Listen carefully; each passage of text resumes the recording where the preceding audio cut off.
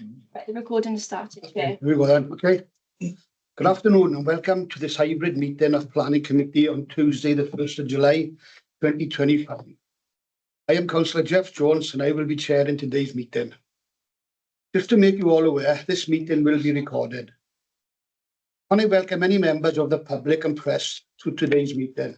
Can I kindly ask you to observe the meeting only and not speak or participate unless you have registered to do so? Please ensure that your phones are switched to silent for the duration of the meeting. I wish to remind members signing in remotely of the legal obligation to have the cameras switched on during the meeting, please, in order to be seen and heard while participating in council business. If you wish to speak or ask a question, please raise your electronic hand on Teams or physical hand if in person. Should you wish to ask any questions of any of the attendees here today, please ensure these come through me as the chair. I will now move on to agenda item 1, Chair's announcements. We are not due to have a fire drill, so should the fire alarm sound during the meeting, please make your way to the nearest exit. Agenda item 2, declarations of interests. Are there any declarations of interest, please? I see no indication, Chair. Thank you, Chloe. Agenda item 3. The minutes from the meeting held on the 3rd of June 2025 are attached on pages 5 to 6 of the agenda pack for approval. Members, do you have any comments to make on the accuracy of these minutes? Please, can I have a proposer and seconder to approve the minutes? I move, Chair. Thank you. Second, Chair. Okay, Councillor. Any abstentions? I see no abstentions, Chair. You, Chloe. If you do not raise your hand to the contrary, I will assume you are in favour of approving the minutes. I see no indications to the contrary, Chair, so I can confirm those minutes have been approved. Thanks, Chloe. Agenda item 4 is a request for site visits. Are there any members who wish to suggest a site visit on the application presented today or for any other matter? If I could, Chair, with this committee's indulgence, as you know, I'm very new to the planning committee, although not new to the council. And I just wondered around site visits, at what time is this the time that we request a site visit, like today's report, particularly about the trees up in March Howell? If I wanted a site visit, is this the time to do it before, or do you do it before the meeting? That's the point I'm trying to make. I'm sure that it has been requested in other meetings before, so I'm sure you could make So when the report comes out, you can make a request at that point, is it? Rather than, not today, obviously. No, you can do it today. You can do today as well. Yeah, Okay. yeah. At any time during this meeting, before a decision is made, you can make a request. Right, okay. I just wanted to clear that up. I found, well, I'll come on to the report. I got lots of questions. I found it very interesting indeed. So, Just to confirm, though, Councillor Crowley, are you requesting at this point for a site visit? no, I mean, the report is quite heavy, and if you look on the planning portal, there's been quite a lot of activity over the years at March Howell. Although there are things within the report that I have questions on anyway. We'll see what the outcome of that is. And you can request a site visit at any point of the meeting. And if you did want to request one during the item itself, it would just be clear in the report. Thank you. Thanks, Chair. I would like to request a site visit. I think it would be helpful to have a look at those trees in relation to the houses. Okay. Right. Are you proposing that now? Yes. At this point? Is there anybody wanting to second that proposal for a site visit in relation to application number P20250270? This is my first meeting. I'll second that. Okay. Are there any in the contrary views? Any indications to the contrary? I don't think it's necessary. Oh. Sorry, it's just my opinion. It's fine. We still need a vote on it because Yeah. it's been Proposed. Councillor Davis? I'm against. Right, I'm going to come to a vote. So I'll call on you individually if that's okay. Councillor Howard Aubrey. If you could let Against. Yeah, two against. Okay. Councillor Tim Bowen. Against. Councillor Matthew Crowley. For. Councillor Heath Davis. Against. Councillor Rosalind Davis. Against. Chair. I'm against. Councillor Carl Jordan. Having known the area, I'm against a site visit. Thank you. Councillor Keogh. At this time, 4. Thank you. Councillor Lydia Maisen. Yes, at the moment 4. Councillor Suzanne Paddison. Against. And Councillor Sarah Thomas Four. So Chair, just to confirm that request for a site visit has fallen. Okay. The trees. I think every request that's been made since the inception of this council, people have gone against. They just don't like leaving their homes to go and actually see the site. I got my motorbike to be like. Not the reason that I voted against, just to be clear. Okay, so just to round that up, that request has fallen. Is there any other indications for a site visit at this point in time? No. Okay, so Chair, you can now move on to the next agenda item. Thank you, Chloe. Now we move on to matters for decision. Application P 2025-0270, land to the rear of 107 and 109 Marsh Howell. The report is set out on pages 7 to 16 of your agenda pack, and this application is recommended for refusal. I would now like to ask the planning officer to take us through the report. Chris? Thank you, Chair. Can I just stop it there, Chair, if I may? I think it might be appropriate. I don't know whether it is appropriate or not. But obviously, we lost our agricultural officer recently. Lee has been involved with this particular project for some time, and Nick Thomas before him. I think it's appropriate that we have a minute's silence as a mark of respect for Lee and for his family. I don't know that that's appropriate, Chair, but I think. Well, I was going to mention that later, but Councillor Crowley, yes, I think that's really appropriate. Thank you.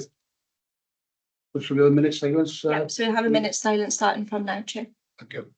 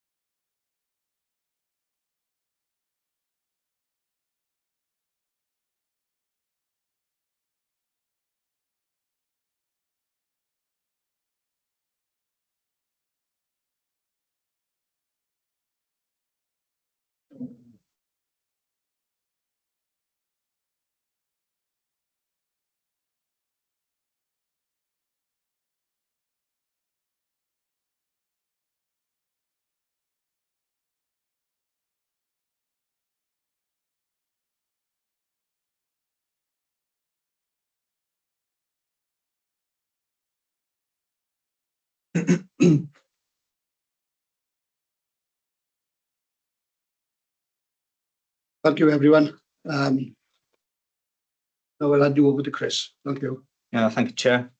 This is planning application P 2025-0270 for the felling of 62 coniferous trees, a mix of Douglas fir, Lawson cypress, Sitka spruce, Corsican pine, Scots pine, and Western hemlock, protected by Tree Preservation Order T 266W1.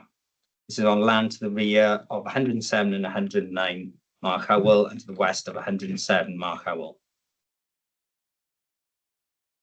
This is the application site. You will see the two properties that were granted plan permission in 2020 located within that application site, Edge Red, and the area of land to the rear, which is where the trees are located on. This tree preservation order was put on in 2010, and as stated, the application for the dwellings was in 2020. This is an aerial photo, really while the properties were under construction. The blue star indicates where the two properties are, and you will see the trees to the rear wrapping around the corner of the site. The location plan that's provided by the application indicating the area of the trees that are proposed to be felled. And this gives you an indication of how the application was when it was submitted to us back in 2020. The trees, you'll see some of the trees that were to be felled as part of that application, the garden areas and the trees then to the back, noting that stating on that plan, the remaining backdrop of trees will be retained to protect amenity. So these are the trees in question from the gardens of the property. As you can see, they're located on a bank that rises up from the ground level of the properties themselves. Those are the trees then with the houses in the forefront. And again, the view from Mark Howell towards the new properties with the trees located to the rear.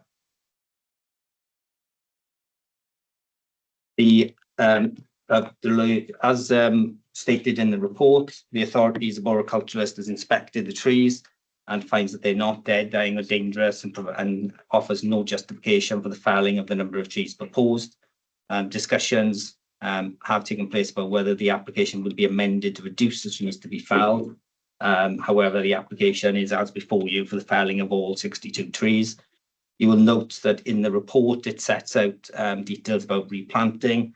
The applicant has clarified that they cannot confirm that a detailed replanting scheme at this time, because if the trees were to be felled, consideration would have to be taken about how many trees could actually be replaced. You will note from the report that that would be on a 1-for-1 basis, not for the 3-for-1 as provided by felling of trees as Plant Policy Wales, because these are trees under protection of TPO.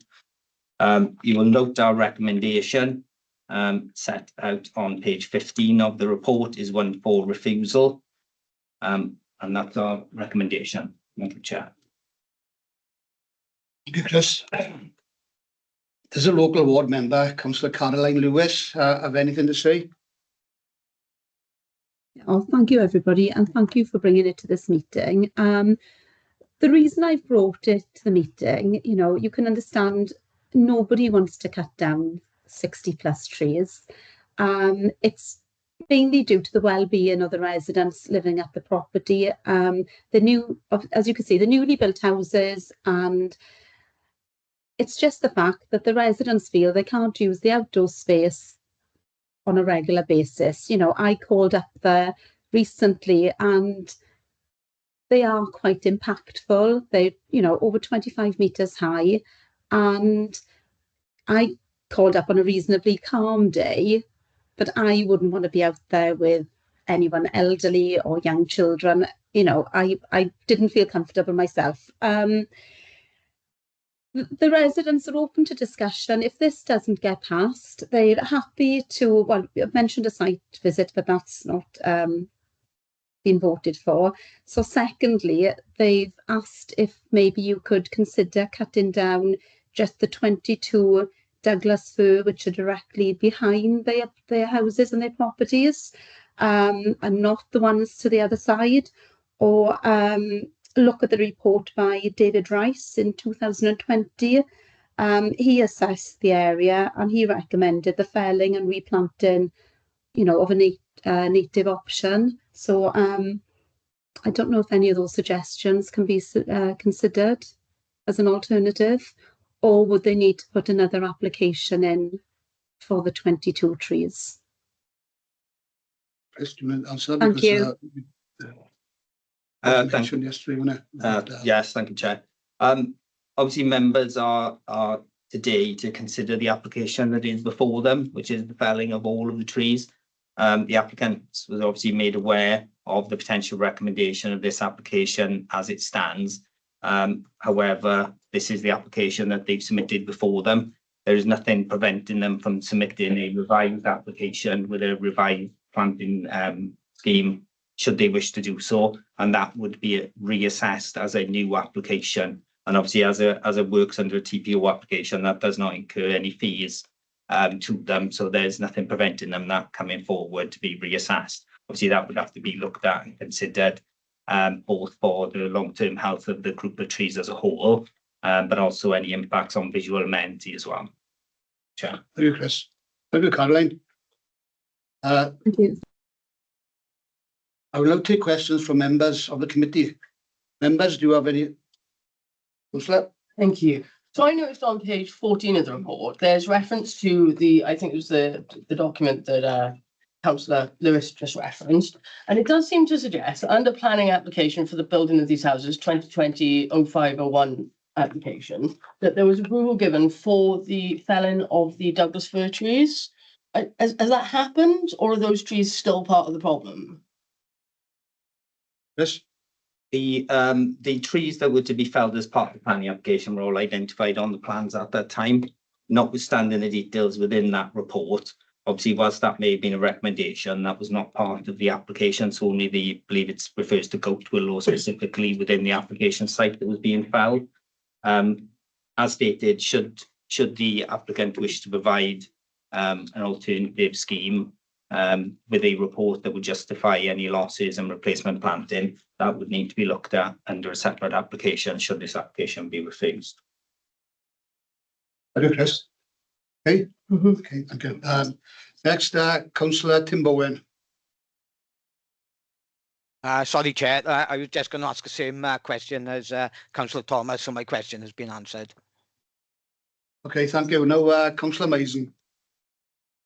Thank you, Chair. Yeah, just for clarification, who owns the land, and is it the applicant? And does he live in one of the properties? I don't know why, Chris. As you note from that application site, they have identified the land within their ownership.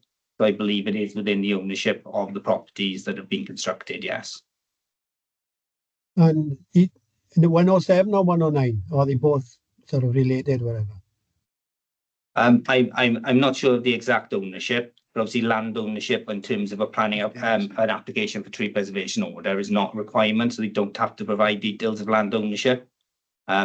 So if you are aware of normal planning applications, as part of that process, you have to submit a certificate to show whether you own the application site or whether you have to serve notice on the owner of that application site. But for tree preservation orders, you don't have to provide details of land ownership. Obviously, you have to get consent of the landowners, but they have shown it within their ownership and control on that plan. So you would assume that it's owned by either one or both of those properties. Thank you, Chris. Clear there. Okay. Thank you, Chris. Next is Councillor Heath Davis. Thank you, Chair. It's just to ask, what about cutting back the trees and as in trimming them from the high height down to a lower level? Would that be considered? So they keep the trees there, not cutting them down, just to a safe height. Would that be thought of?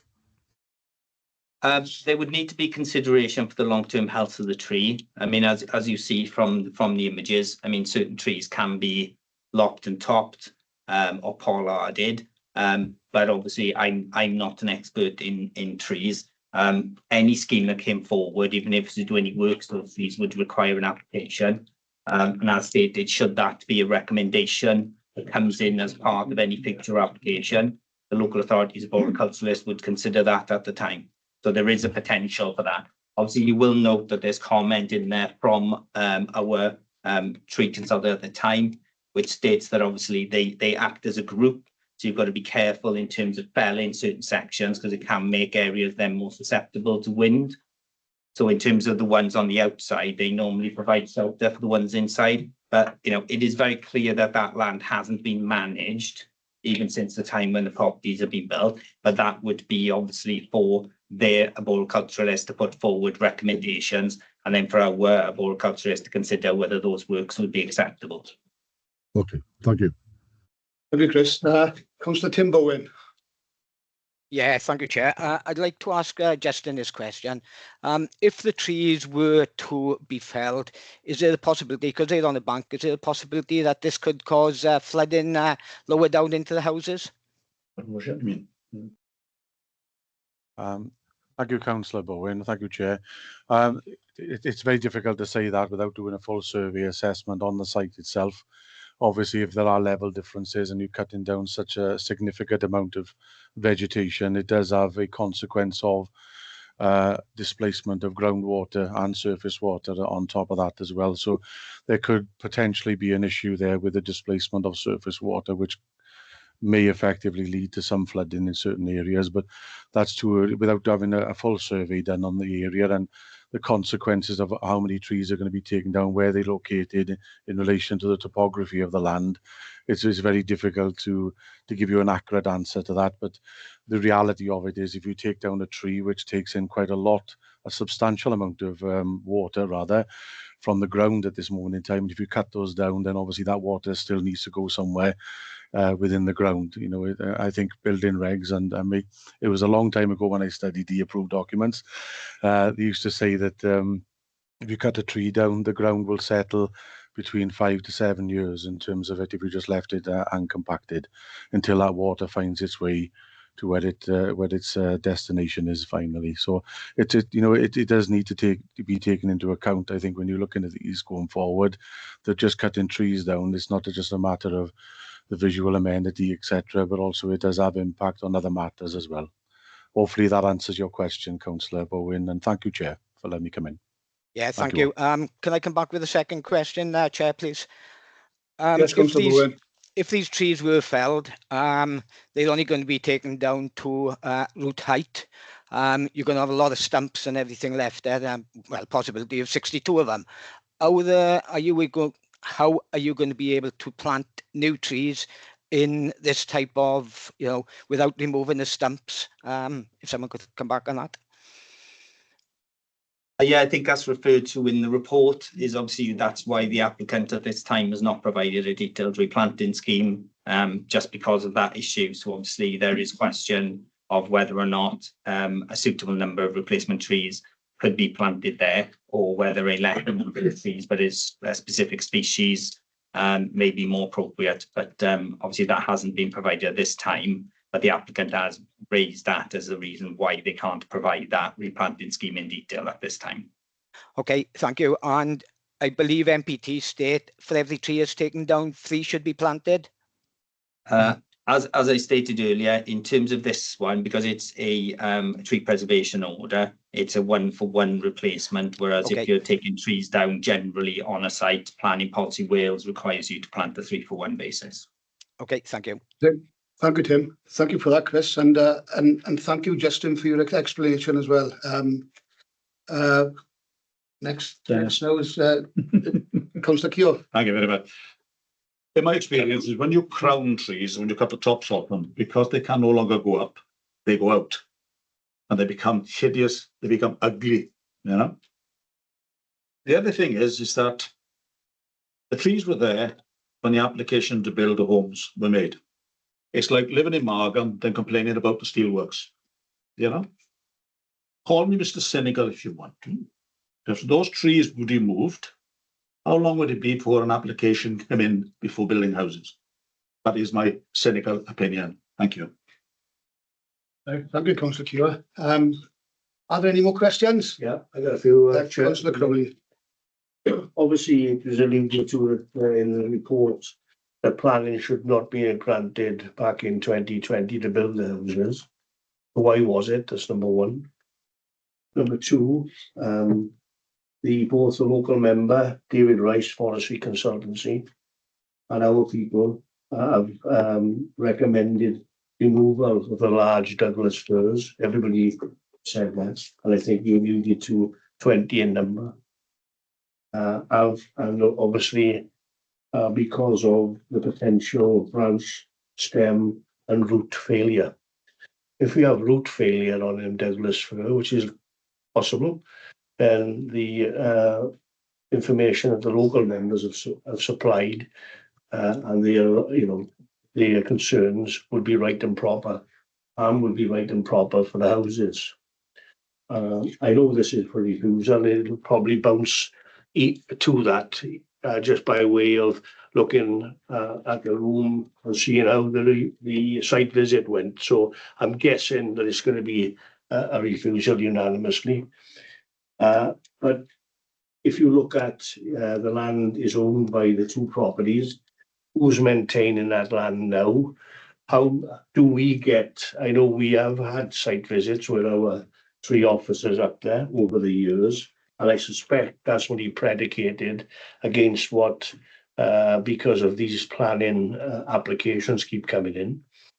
But at the end of the day, we still have a duty of care to trees across the county borough, whether on our land or not. We can't sit here, and if there was root failure, and then Douglas fir came down and crashed into them houses, God forbid, I don't know where we'd be. I just wonder through the process, you mentioned, Chris, that there were some negotiations with the applicants. However, I find it alarming that we are not telling these people what could be the best way forward. And I guess you're going to tell me that's down for them to put another application in. But like everything else, planning applications are costly. Obviously, they've invested in a consultancy firm as well as, that's not cheap. And of course, while we're all batting it back and forth, there's still potential for them trees to uproot, land on them houses. And I just want all members look out. I'm not scaremongering here. I've seen it happen in schools. At the end of the day, we won't want to be sitting here like an Aberfan disaster. Okay, so I'm just putting it out there. Have they had our officers to explain to them? Yes, we can. If you took 20 Douglas firs down, I think that was the number. That's something we could look at with a replanting scheme. Because just to keep batting them away and refusing is no good for anybody. I just think there's got to be a bit more consultation with these people to say, look, this is what perhaps you could do, perhaps you can't do, rather than go through the fundamental process of application after application, where that's cost bearing. Okay. Thank you, Chair. Here comes Councillor Patterson. Thank Oh, you. Chris, Chris, come back, please. I'm not sure the reference to allude into application to be refused. Obviously, the application was approved with appropriate tree protection zones in place, and at the time, the applicant provided a plan showing what trees were to be felled and what to be retained. The TPO was on in 2010. The application came in 2020. So in terms of them knowing the situation they were getting into when they decided to purchase that plot of land, they purchased that plot of land with trees that were protected by TPO. In terms of management, it is land within their ownership and control, and it is their responsibility to manage that land appropriately. But we have inspected it ourselves, though. But in terms of safety, as you note from the report that's been provided by our horticulturist, he sees no current risk from those trees. That is not it to say in 12 months' time that things won't change. It is a snapshot in time when we make that decision, and there's nothing preventing if trees became dead, dying, or dangerous. There is a process in place for dealing with that that does not require an application to be submitted. It can be dealt with informally with just a brief inspection by the council's horticulturist. But in terms of any alternatives and advice that we can provide, obviously we are the regulatory authority, and they have employed someone to take on that role for them in terms of managing what they want to do with that site. And the application came in on that basis. Should they wish pre-application advice or any other thing, we are here and available to do that. But obviously we have to make sure that we're sitting on the right side of the line in terms of we are the regulatory authority making a decision on behalf, and we make that decision based on the long-term health of the tree, and also the visual impact and amenity of those trees. And you will see the comments that have been provided by some of the neighbours that are mostly relating to the visual amenity that those trees give, and also the biodiversity benefits of those trees. So it's getting that right balance. But like I said, there's a pre-application process that they can get involved in as well, but it's not for us to consistently offer them alternatives when really this is put forward and what they actually want to achieve. I'll just come back, Chair, briefly, please. We mentioned biodiversity. That was my next question, which is great. They recommend a step approach. So they said step one, refusal, or step two? Well, the stepwise approach is set by Planning Policy Wales, and that's in terms of green infrastructure. So obviously, because the applicants haven't provided a replacement tree planting scheme, at the moment it would fail because it's removing 63 trees with no replacement. So in terms of those steps, they have to show either you do nothing, what can you do on the site to minimise the impacts, and then you go through the various steps in order to reach a conclusion about whether it then would be acceptable in terms of biodiversity. But obviously the area as a whole provides a habitat for species. But in terms of biodiversity, that's not really the issues that we look at under a tree preservation order application. It's purely the long-term health of the trees and visual amenity. So obviously, if there were nesting birds in there, for example, that's dealt with by other legislation outside of planning. Yeah, but we've got to identify that that's in there, and because it's in the report. Just to come back on that, but you and I have already spoken about, we haven't got a green infrastructure policy in Neath at all, have we? Planning Policy Wales is No, I know, national. planning policy Wales, Yeah, and that's national planning guidance. I get that. It's for all authorities in Wales. Okay, thank you. Yeah, okay. Only second, Councillor Patterson. Caroline, after Councillor Patterson and Councillor Bowen, I'll bring you in at the end, okay? We'll come back at the end, Caroline, okay?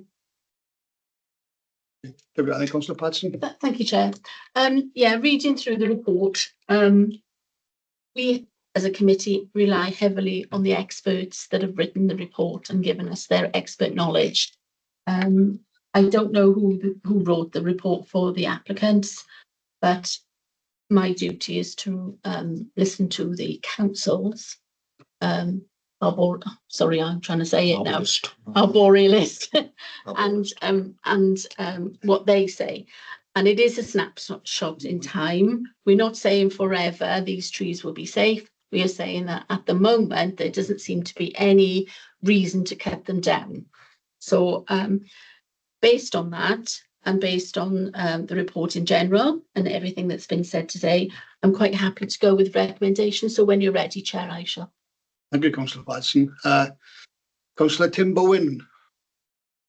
Yeah, thank you, Chair. I'll make this my last question because you've let me come in a few times. Thank you very much.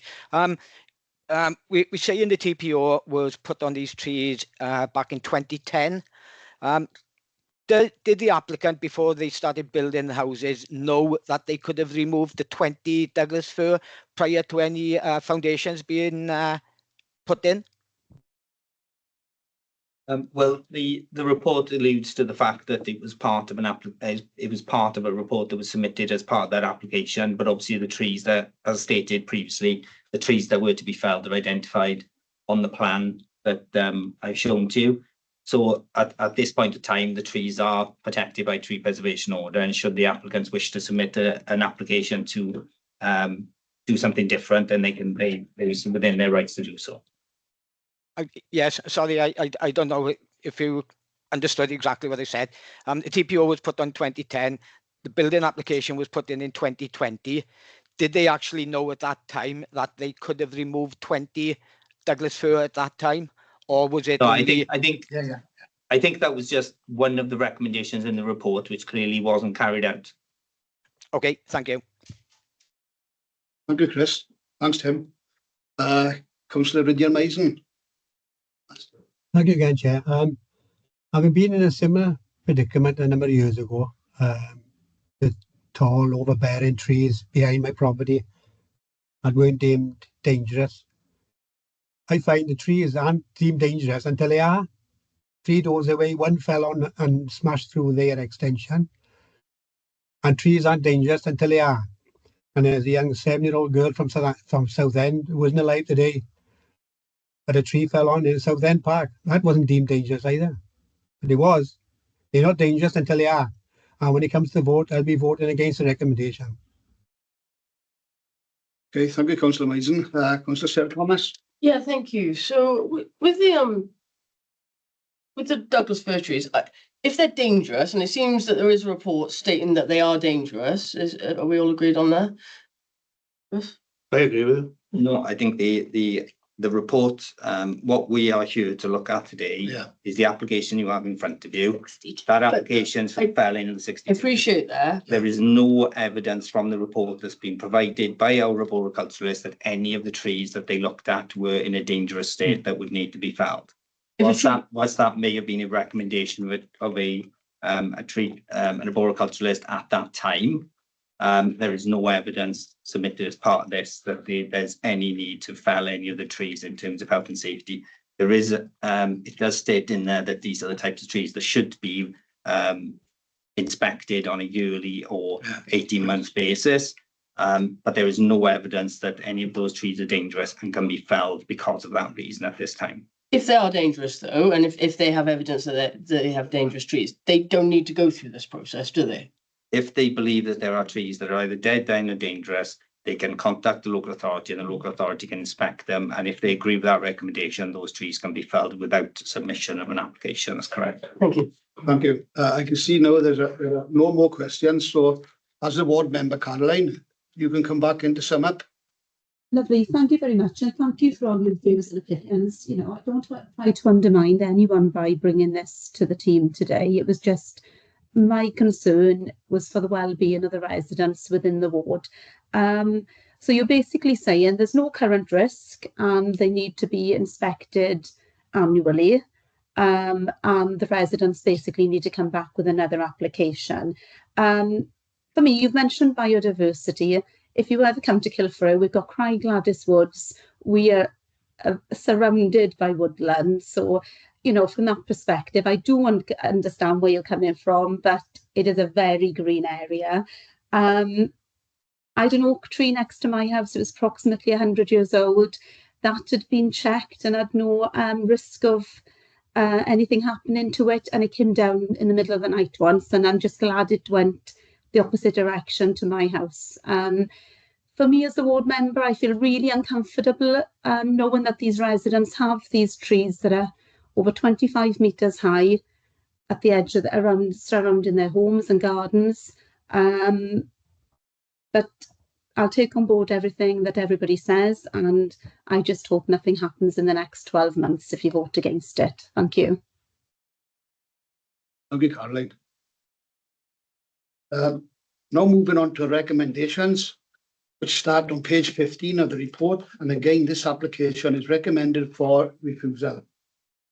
Could I have a proposer and seconder to consider the recommendation? I move, Chair. Thank you, Councillor Patson. Second. I'll second that, Chair. Thank you, Councillor Keogh. Chloe, could you please ask each member if they have been present for the whole of this item and how they wish to vote? And could you then confirm the decision, please? Yeah, thank you, Chair. So we'll start with Councillor and Howard Aubrey. Have you been present for the entire item and how do you wish to vote? Yes, and I support the recommendation. Thank you. Same question to Councillor Tim Bowen. Yes, I've been present and I'm for the recommendation. Thank you. Councillor Matthew Crowley, same question. Yes, I've been here right throughout and I'm voted against. Thank you. Councillor Heath Davis, same to you. Yes, I've been present and it's a yes from me. Just to confirm, are you voting for the refusal? Okay, thank you. Councillor Rosalind Davis, same question to you. Been present for the whole item and I'm in favour of the recommendation of officers. Diolch. Thank you, Chair. I'm in favour of the recommendation. Thank you. Councillor Carl Jordan. Yes, I've been present and for the recommendation. Thank you. Councillor Dennis Keogh. Yes, and I'm for the application. Thank you. Councillor Rydia Maisen. I've been present for the whole item, Chloe, and I vote against the recommendation. Thank you. Councillor Suzanne Patterson. Yes, I've been here throughout and I'll vote in favour of the recommendation. Thank you. And finally, Councillor Sarah Thomas. So I've been present throughout and I oppose the recommendation. Okay, thank you. So, Chair, just to confirm that application for refusal has been approved. Thank you, Chloe. Now we move on to matters for decision. Application number P2025-0160, land between 2 and 12 Neath Road, Forest Grove Close. The report is set out on pages 17 to 40 of your agenda pack, and this application is recommended for refusal. I would now like to ask the planning officer to take us through the report. Chris? Thank you, Chair.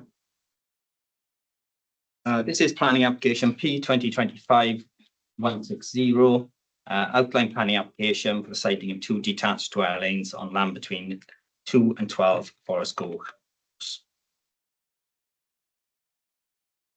So this is the application site, edge red. This is a parcel of land, currently a agricultural field within an area known as Forest Grove.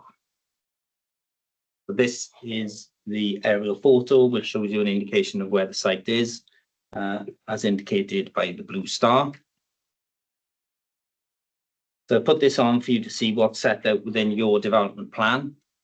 So in terms of your development plan, the settlement limits are defined by the yellow areas. So you will see what is within settlement limits, and everything outside of those yellow areas is considered to be open countryside in terms of planning policy. The plan to the right shows you the green wedge allocation. So the yellow areas again are settlement limits, with the green area allocated as green wedge, which is afforded additional protection then within the planning policies within your plan.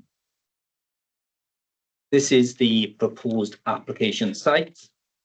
You will see a shared access point to the centre with a driveway and turning heads and 2 detached 2-storey properties. Indicative scale parameters are there on the plan at the bottom right-hand corner, and you will see the existing trees and hedgerows shown on that plan for the access.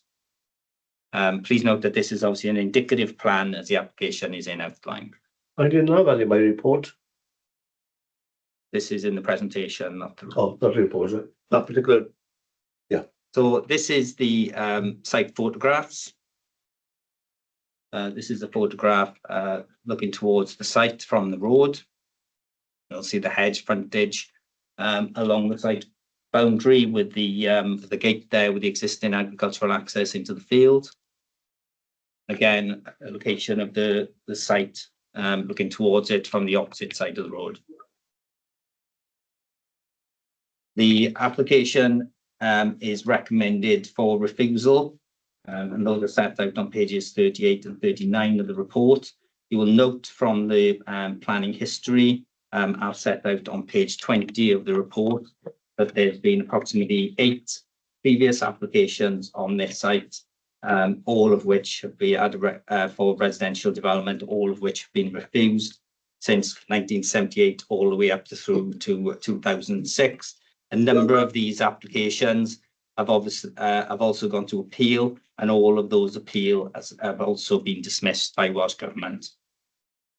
You will also note that the application lies within the open countryside, and the policy SC1 and the criteria for assessing any development outside of settlement limits are set out on within that policy is set out on page 26. So our recommendation is one of refusal.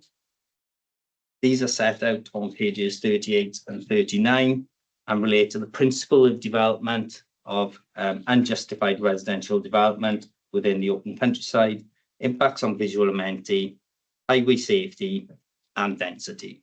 Thank you, Chair. Thank you, Chris. The local ward member, Bob Woodford, say. Yes, thank you, Chair, and thank you for committing to allowing me to speak today. I've come to this meeting to support this application for planning for in my ward. Forest Grove is a village, which this plot of land is an infill plot between 2 residential properties. There are 18 dwelling houses in the village of Forest Grove. And one, as I say, there are two domestic properties either side of this plot and one opposite it. The plot is based on the A474, which is a main road, which is a main bus route, has access to active travel routes, is a very popular cycling and walking area, has footpaths, and is within less than a kilometre from the village of Rose and the village of Brinkhall, which has amenities of shops, post offices, schools, and everything else you would need. So the site actually lends itself to everything that the council is trying to promote at the moment with active travel and the placement of dwellings. It's fortunate that although being on the A474, the speed limit around along this section of road is 30 miles an hour. So although being a main road, it has a good speed limit for dwelling houses as well. There is, I'll bring in here a certain perception as well, and I know I sit on committees with other members here, licensing committees, and we have to go along with the policy, but we also have our own opinions and our own thoughts on certain things. I'm the board member for Rose, and at the moment in the RLDP, there's a candidate key site not a kilometre away from this site for 400 houses and a Welsh medium school, which is going to be placed, if it happens, on agricultural land in open countryside overlooking the mountain of Markhown. This piece of land, which is a small plot of land between two dwelling houses, the visual amenities will not change at all. You probably wouldn't even notice it if you drove past it, driving through the village of Forestgoch. And I looking at the papers and reading through the papers, I just wanted to refer to on page 24, paragraph 368 and 371, which refers to green wedges. And it says the green wedges are local designations which essentially have the same purpose as green belts. They may be used to provide a buffer between the settlement edge and statutory designations and safeguard important views into and out of the area. Well, there are no important views that this development would affect, and it's not extending any settlement. It's between two dwelling houses that are part of the village.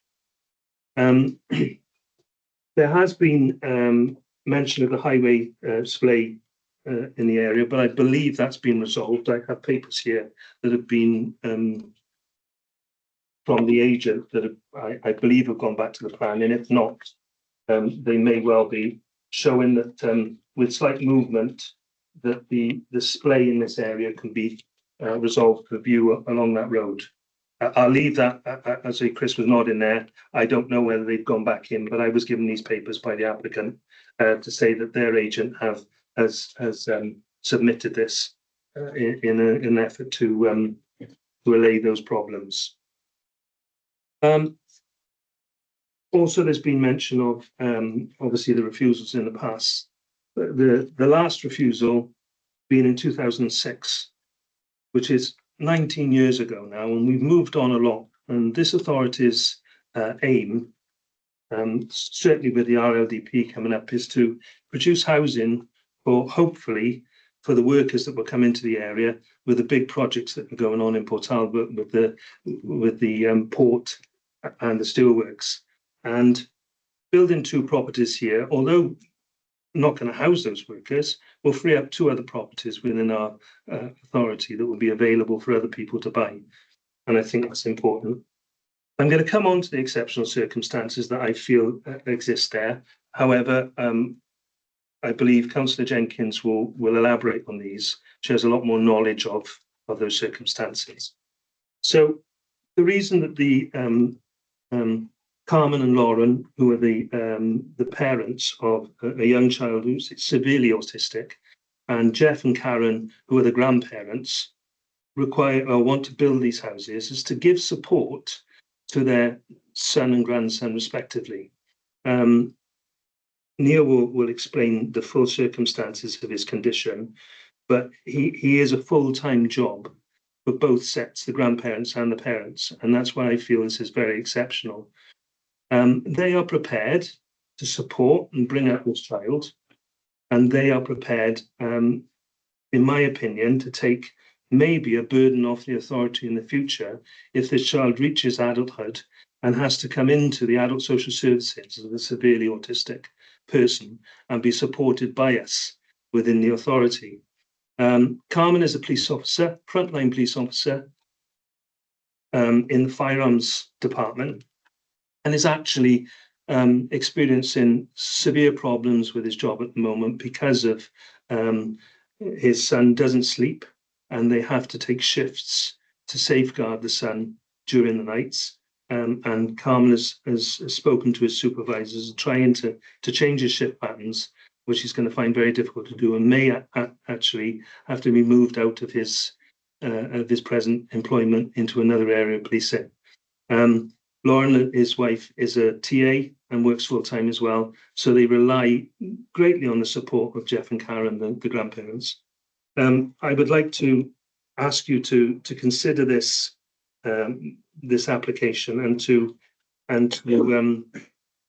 allow this planning to go ahead, not only for the benefit of the authority, because it will benefit us in the future, for the benefit of housing, not in a green wedge place. I wouldn't advocate building a house on the crest of a hill or the top of a mountain where it's going to stand out. This doesn't. This is part of a village, and it fits very nicely into that area. So I would ask you to allow the planning to go ahead, and I believe that Councillor Jenkins now will give some more precise meaning to the condition of the child and what's going on. Thank you, Chair. Thank you for that, Bob. Yeah. Thank you, Chair. Thank you for allowing me to speak at this meeting. I know these people because they currently live in my ward, and Bob and I have worked together with them, and we've witnessed the family being in their homes. The report does mention a letter that I put in to support the application, but none of the details of why I consider this exceptional were included in there. The family live in my ward in 2 separate houses some distance apart, and the significant additional learning needs that Bob referred to. And I've got their permission to speak openly in this about their family. The son is non-verbal autistic spectrum disorder, and as alluded to, the grandparents play an important role in supporting the family, acting as co-parents. He sleeps very little. He requires constant supervision for his own safeguarding. He has no perception of danger, and he cannot express his needs. So the 4 adults share this demanding role between them. As he becomes older, this has become increasingly difficult, and the distance between their 2 houses is making it additionally complicated for them all. He's a pupil in Mysacoid Special School in Bryn Coch, and the family's planning application is made with the aim that both the residences are together so they can give immediate assistance to each other when required.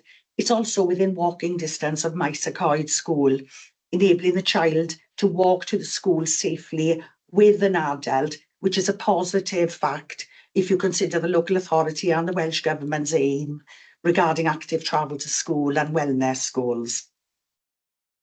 I do note that only 1 representation was received to the public notice, and to be honest, the objections do appear to be very exacting, which led me to question, was it actually somebody with a planning background that had written this? But closer examination actually indicates that's all they've done is cut and paste the officer's report. They haven't provided any personal impact statement that would affect their own property, whether they are neighbours of where the application is. They've simply cut and paste what's already been written. So some of the points of objection that I would like to counteract there. Kilbebill Council, under which this comes over, and I know we've had conversations about community councils earlier, but it's been serving this community since 1894, and it describes itself as a semi-rural community, which includes the villages of Alltwen, Forest Goch, Neath and Rhos, along with the historic hamlet of Kilbebill itself. The claim that Forest Goch is a ribbon of sporadic houses is clearly at odds with how Kilbebill Council describe it, how the village itself considers themselves, and actually what we've got in our own RLDP, which actually stipulates that Forest Goch is a village. The green wedges I fully understand there's a distinction between countryside builder and build-up areas and prevents the merging of adjacent places. But this application is not for the general green wedge. It's for an infill between two established houses. And planning rules do actually say that infilling or minor extensions to existing settlements may be acceptable. And I note that with the presentation that came now, I would consider the photographs given to be highly selective because we omitted the view of the two houses either side. I know some of you know the area. However, I think it would have been beneficial to have an aerial photograph. If anybody would like to see it, I have got one, but it shows there are houses opposite, there are houses next door, and this is literally one field between two houses. The previous applications that were refused were between 78 and 2006, so hardly recent. And there have been significant changes in the availability of our housing stock in that time. And we already know that there are proposed changes to the planning regulations being led by the Welsh Government because they're considered out of date.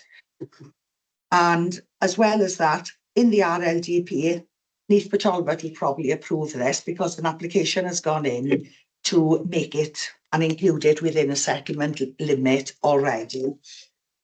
The claim that the application isn't within walking distance is a matter of personal opinion. I don't think a kilometre is beyond the ability of any normal person to walk unless you have significant issues with mobility. Do it on my hands. So with that in mind, I would be grateful if you could give due consideration when you come to a decision about this. Thank you. Chris? Thank you, Chair. And I'd like to thank both the members for attending today and speaking on behalf of your constituents. Just a couple of points. You are correct, you can infill within settlements, but as you pointed out as well, this is not a settlement within your local development plan. So at this point of time, it is considered to be development in the open countryside. Obviously, we cannot presume or make recommendations on a plan that does not yet exist. And the process to getting that defined as a settlement or amending settlement boundaries is part of that RLD process, which will hopefully come to some kind of draft deposit plan in approximately 12 months' time from now. So the process in which, in terms of to get land that currently is considered to be open countryside inside settlement limits or reallocated for specific uses is part of that local development plan process, which is ongoing at the moment. Which will, and my understanding is that there should be a deposit draft out, hopefully within the next 12 months. Just for clarity, as we pointed out previously, the RLDP plan process does not add any weight as it goes through the different steps. Whereas the previous process, every step the local development plan went through, it had more weight in terms of determination of planning applications. The current RLD process means that the new plan has no weight in the determination of planning applications until it is adopted by the local authority post public inspection by inspector. So in terms of that timeline, there is a timeline that we're already on that has fixed phases, and that is obviously the process that the applicant and others are going through at the moment to try and get that put forward. The policy that we're looking at is obviously policy SC1, and all of the points there on the exceptions in terms of development within the open countryside are all set out within that. And unfortunately, the applicant does not address any of the points within that policy. There is an exception site for developments outside of settlement limits, but that is specifically for affordable housing. So that's for RSL development, and that's a maximum of 9 units. But that is for RSL development where it is affordable housing in perpetuity.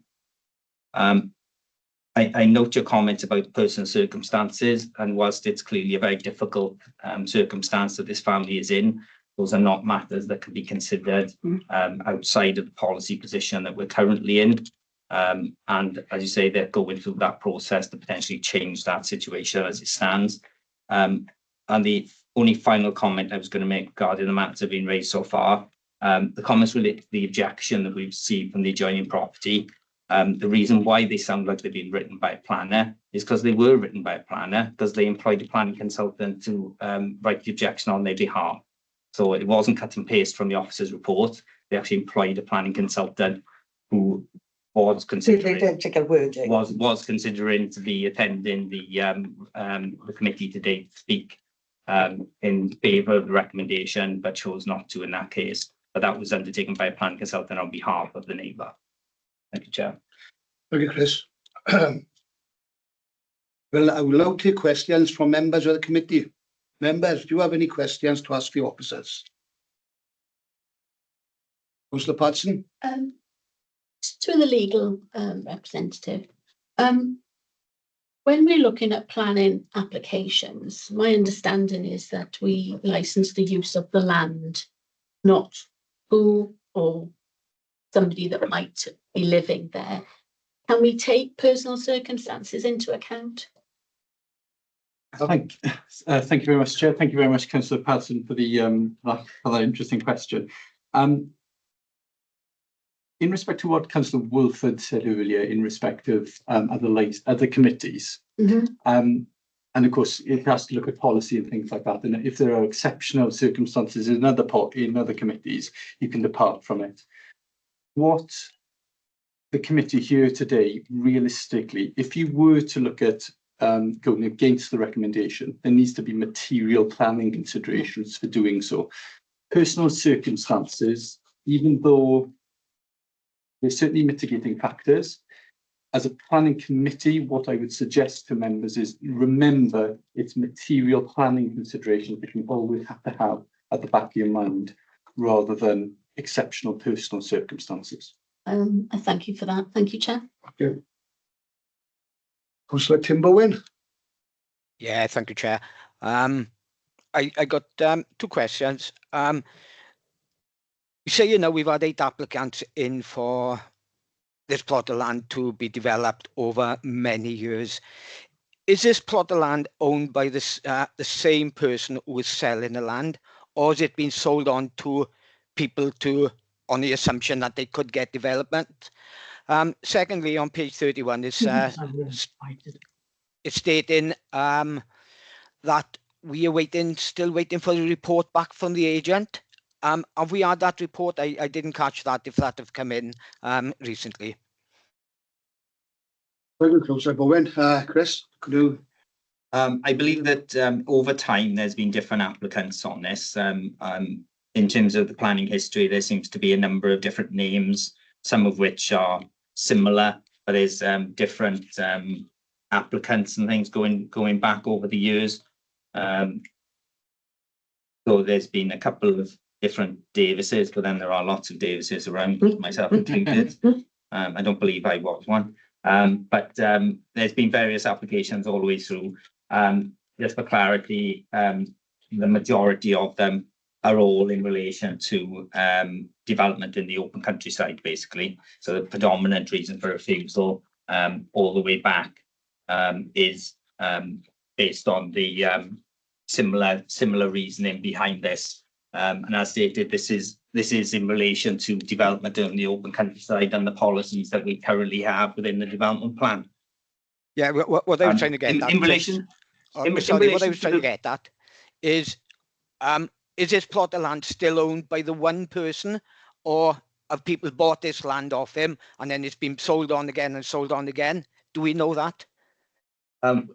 We don't have records of land ownership, so we wouldn't have any details of when the land's been sold. In reference to the report that you're saying to be submitted, what report are you referring to? It's to do with the Highways Department. They've asked the agent to come back with calculated drawings demonstrating vehicle access and availability. In relation to the application as it stands, as we noted, the application is in outline. But obviously highways have raised concerns in terms of visibility. You will note from that indicative plan that they show a hedge line at the frontage. Obviously, to provide any visibility, that hedge line would have to be set back to visibility. I think the current situation as we stand is that highways were concerned that they couldn't achieve an access that would achieve visibility within land under their ownership and control based on the speed limits of the road currently. I think what went back was, well, they could undertake a speed survey, which would then show that the cars potentially were travelling at a slower speed, which would mean that visibility may be reduced. I don't want to step on Justin's toes and and say anything incorrect. So I'll if I can bring Justin in on the highway side. Thank you, Chris. Yeah, thank you, Chair. Thank you, Chris. I just wanted to come in as well to echo what Chris has said. I thought for a minute he's going to steal my thunder, but I would like to elaborate to the committee a little bit more in detail. The applicant initially came in with visibility displays required for a 30 mph in accordance with technical advice note 1018 to be 90 meters in both directions, which they could not achieve at the time. They then wanted to come in again, which I think is the revised proposal they could achieve, which was 70 meters in both directions. We, being the Highways Authority, we like to think ourselves as being, quite pragmatic. So we asked the agent then if they could provide evidence of that in the form of a speed survey being undertaken where the property is located, and we did not receive that data or survey. So on that basis, we identified the concerns, rightly so, because visibility display for any access is essential. And on that basis alone, we've won appeals, in terms of visibility displays being non-compliant. So I just wanted to address the committee and make that comment really in more detail. So whilst we're trying to be amenable, we went back to the agent and we didn't have any of the information that we required to justify them reducing it from a 90 meter down to a 70 meter visibility display in both directions. Thank you, Chair, and thank you, Chris. Thank you, Justin. I can see there's no more questions. Oh, I know. Yeah. Oh, sorry. Just could have been done at the beginning, really. Who's this young lady here? I don't know who she is. Excuse me, I'm sorry. Oh, sorry. Sorry, Chair. My name's Daisy. I'm the planning officer. Right, okay. And the two gentlemen at the end are our legal officers, I get it, are they? Gavin. Yep. Okay. I'm Matthew, New Democratic Services Officer. All right, okay. Sorry, I didn't know you. I apologise for that. Just a couple of things really for me. If you've ever experienced a disabled child who got autism, as has been explained to you this afternoon, rather, it's a desperate situation. And I totally understand about two sets of parents coming together. It happened in my own family. My uncle and older. So it's very difficult. Are you telling us, or are you telling me rather, as legal officers here today, I've got to vote for this refusal based on the evidence in the report? Or am I cattled into doing that? Or can I, as a person who looking at this report, look at the human element for a change and say, I don't agree with it. I want this application to go through. I'm going to be beaten hands down anyway. But I just want to know my legal position as a councillor in terms of me voting against refusal. What I think you clarified in your little spiel to us was, we got to go with it. No, councillor, that's not what I said at all. No, what you said was, in terms of what's in front of us, and in terms of if you take the policies, yes, then if refusal is made refusal, then we should refuse. Yeah, I think what Gavin clarified was, planning committee must consider planning applications on material planning grounds. Yeah. Now, whether or not you wish to take your own opinion about whether the weight of the personal circumstances, in your opinion, outweigh that to a point where you would wish to go against that recommendation, that's entirely your personal view, and you can vote in any way in which you can. And at no point did Gavin imply that you can't do that. I apologize. I thought that was the as a regulatory committee, we are here to determine applications in accordance with the development plan. Now, whilst obviously there are certain circumstances where personal circumstances can come into play, and applications in the past have considered those. We've considered extensions to properties that may not have been exactly perfectly in line with household design guidance that we have with the council. And we've looked at how they can mitigate that to a point where what they wanted would still meet their needs. I can think of one specifically in Councillor Padson's ward where it wasn't a perfect extension, but we got to a point where we got it to be an acceptable level. So personal circumstances did play a part, but it was still dealing with it in terms of a planning application and making sure that it was in compliance with everything else possibly could. There was a lot of negotiation on that. We've also had other developments with extensions that were very large to properties where we've considered the needs of the like for disablement grants, for example, where there's lots of single-story elements where they're quite long, and we would normally be looking at reducing those, but because of the need for wheelchair movement and hoists, etc., come into those circumstances. In these circumstances, you're talking about development in the open countryside for two dwellings that could be built within settlement limits, within existing settlement limits on infill sites within existing streets. Just down the road from this site in Rose, there's a phase 2 of a housing site about to be constructed, where they're going to be building another load of new build houses. And there's a possibility, it's not beyond the realms of possibility that you cannot get 2 houses or 2 detached houses or semi-detached houses and purchase them in the same street. So in terms of the personal circumstances, that would be for your consideration about whether you think that outweighs it. But in terms of planning policy and the policies that you have in the plan, there's clearly no justification under planning policy to allow for this development within the open countryside. And we wouldn't be able to approve a recommendation contrary to our policies on personal circumstances that aren't unique, that would mean that this cannot be built anywhere else within Neath, Talbot, within settlement limits on sites that would comply with all of the policies in place. Can I ask what the land have been used for since 1978? It's agricultural. What's been on there? I would imagine. At the moment, Matthew, there are horses on it. Yeah. Someone keeps a couple of horses. So there's been some sort of agricultural right away. Well, yeah, I think they just keep the horses there to keep the grass down to cost. Under planning, all land is basically agricultural unless it's anything else. Thank you, Matthew. Councillor Rosalind Davis. Yes, if I remember correctly, it's just about 100 yards down from the plot we're talking about now, that at least 4 new houses, well, they're new to me, built, I think it was in the 1980s. Do you remember, Bob? They're enclosed. And weren't they built in the, why were they given permission to build in the open countryside as well? Yes, they were. Yeah, that's a different planning application. Yeah. I understand that.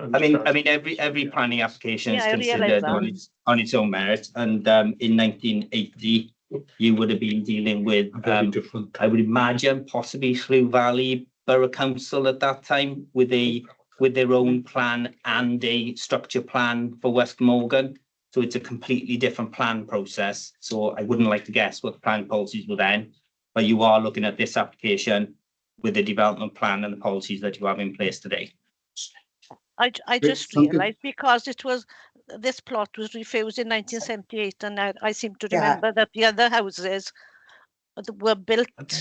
Was it in the 80s? I may be incorrect. Okay, thank you, Councillor Davis. Councillor Sarah Thomas? No, sorry. Oh, okay. Then Councillor Keogh? No. Okay. My heart bleeds for these people. I have a grandson who's autistic and has Asperger's syndrome as well. And your nephew was autistic. And my charity as a mayor was Tommy's Care in Baglan, where your cousin, is it your cousin? Actually attends. There we are. Thank you, Councillor Keogh. But unfortunately, sorry. Oh, sorry, I thought we finished. Oh no, unfortunately, our hands are tied, Matthew. I know, but it's your democratic right. We're not happy with it, to say so. It's your democratic right to vote against it. Okay, there we are.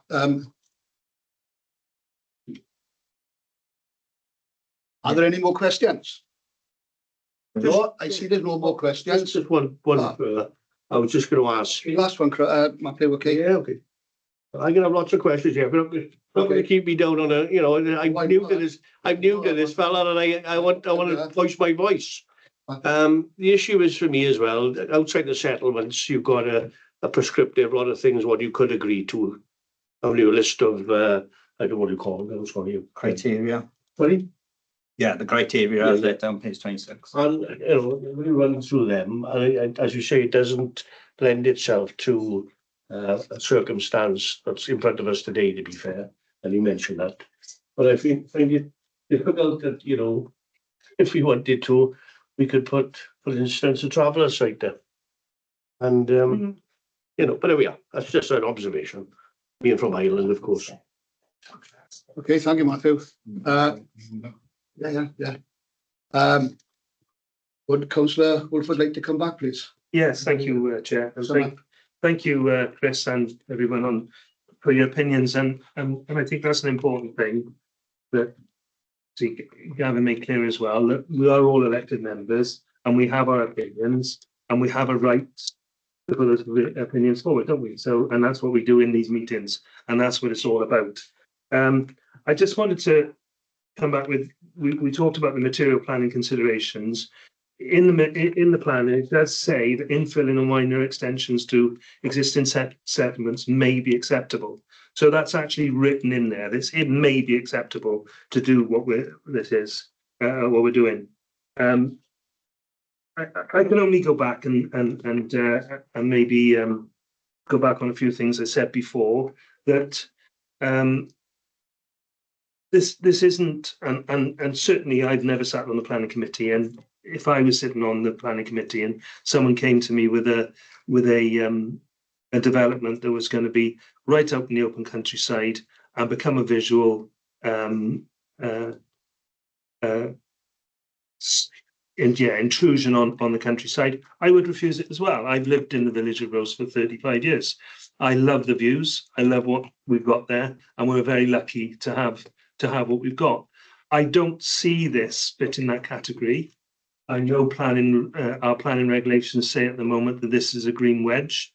It is a very small plot of land between two domestic houses in a village. And I know, as Chris said, that we're looking at, I quoted the RLDP, but I pulled the pages out of it, which shows, you know, on the settlement assessment and settlement hierarchy, final category, Forestcourt village.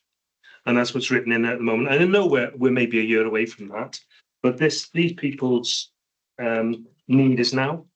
These people's need to support that child now and give him the best start they can.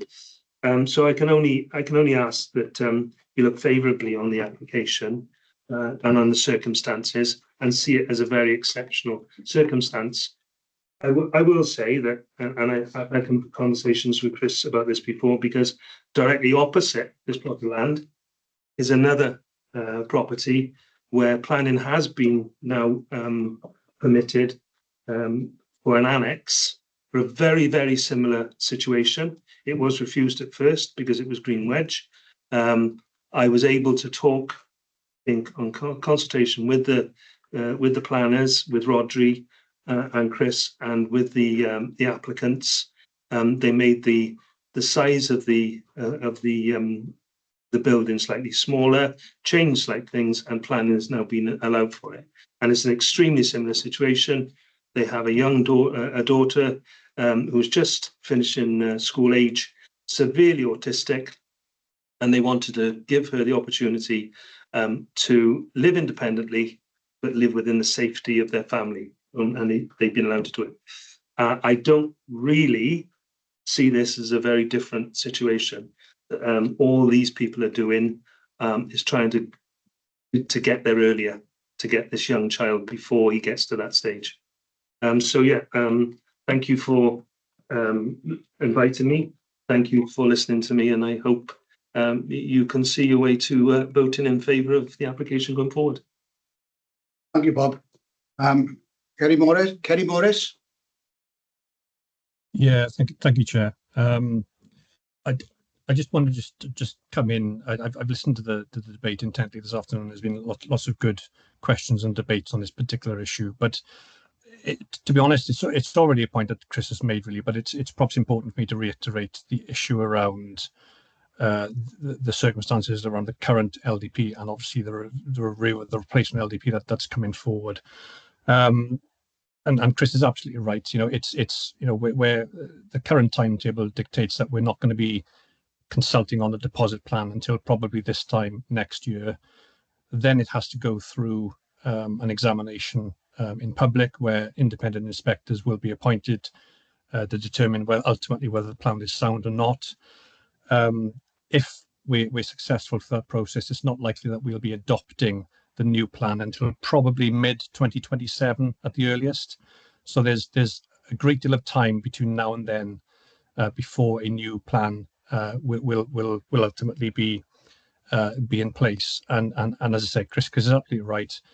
That new plan, there will not be any weight applied to the varying sort of processes we go through with this new plan until we get to a point where inspectors have determined whether or not the plan is sound. So while I can certainly understand the issues that certainly Councillor Woolford and Councillor Jenkins have raised this afternoon, and as Gavin and Chris has already clarified, any decisions that are taken have to be made in accordance with the current development plan, unless material considerations, of course, indicate otherwise.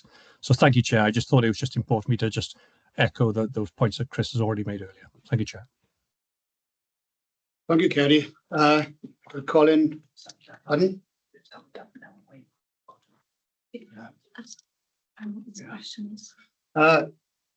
Tim, what's your question, please?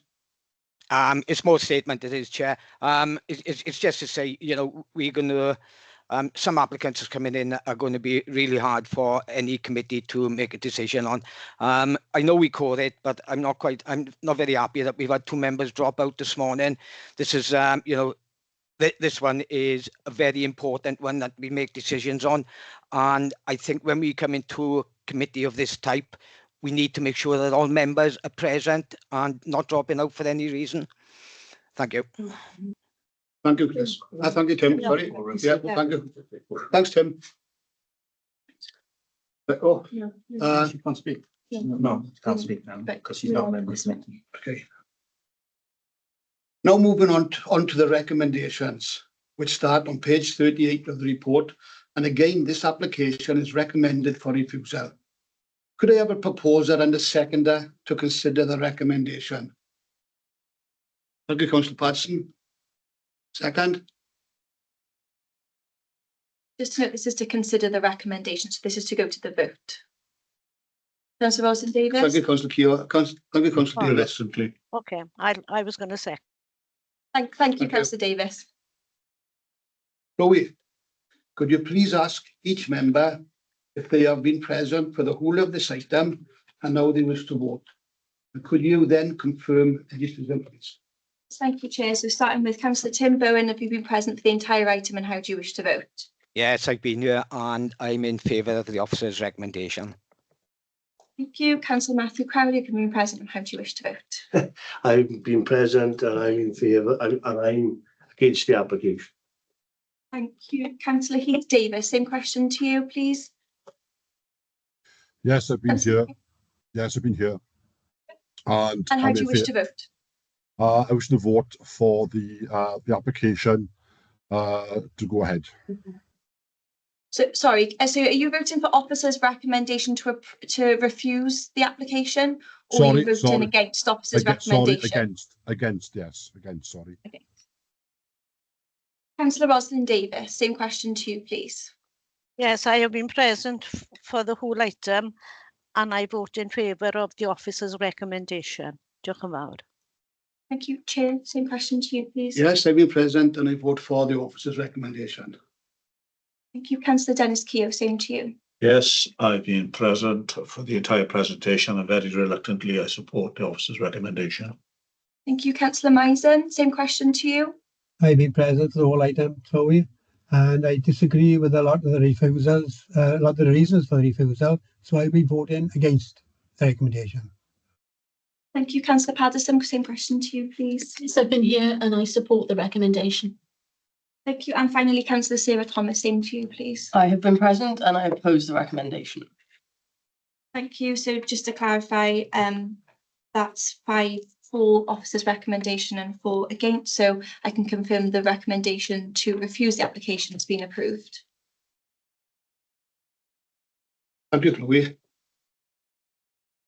Now we move on to section B of the agenda, which is matters for information. Agenda 7, 8 and 9 detail the appeals determined, appeals received and delegated decisions from the time frame indicated in the circulated report. As chair, I can confirm that we note the information contained within these reports. We have no urgent items today. There are no further items. So that ends the business of today. Thank you all for attending. Supposed to be in the key.